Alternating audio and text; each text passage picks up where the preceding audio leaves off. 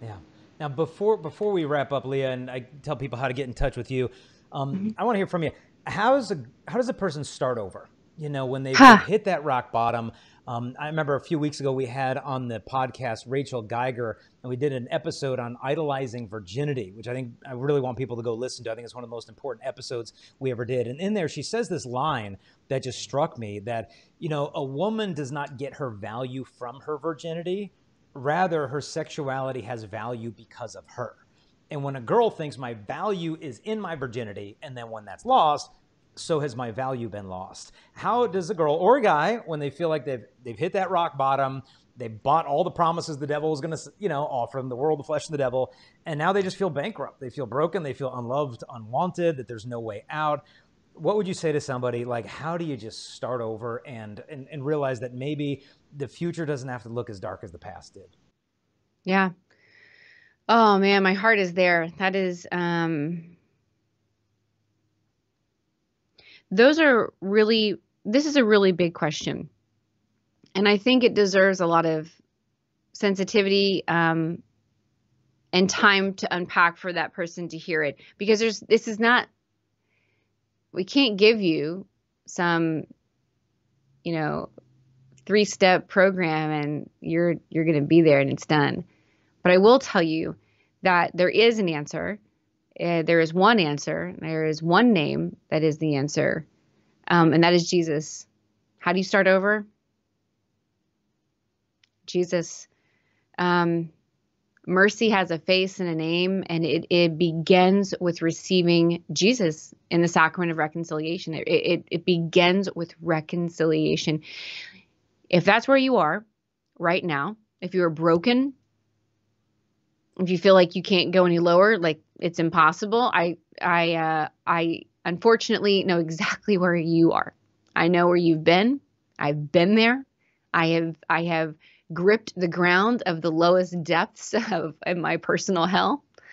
And I can tell you that the great thing is that you can stand up and look up, because there is hope. And as I was told, as I believe, to not be afraid, be not afraid. It's always going to go up from here. But Christ truly is the answer. And it begins with reconciliation. And you're thinking, well, what's that going to do? What we don't understand is that is going to, one, give us the chance to say we're sorry. And that's, I know, what we want. Or to ask for forgiveness or for the grace, because there was a lot of things that I did wrong. There's also a lot of stuff that was done wrong to me. And I didn't know what to do with that, because I know that person or whatever it was, they weren't going to come to me and tell me that they're sorry. And so what the sacrament of reconciliation does is it gives us the grace to fight through all of that. And it gives us the grace to let go and to be free. And so what we really want when we've hit rock bottom is we want freedom. We don't want to be a slave anymore. And so reconciliation is number one. What do you do to start over? It is asking for forgiveness from Christ, is receiving the grace in that sacrament, my friends. I promise you, get yourself, find a priest, pull him over, tell him you don't care about whatever it is. He just needs to hear this confession now. And that's what I did. That's what I did. And I've done it before too, where I'm like, no, you don't understand. You have to do this. This is your job, son. Mm-hmm. You got to do this now. My soul's dependent upon it.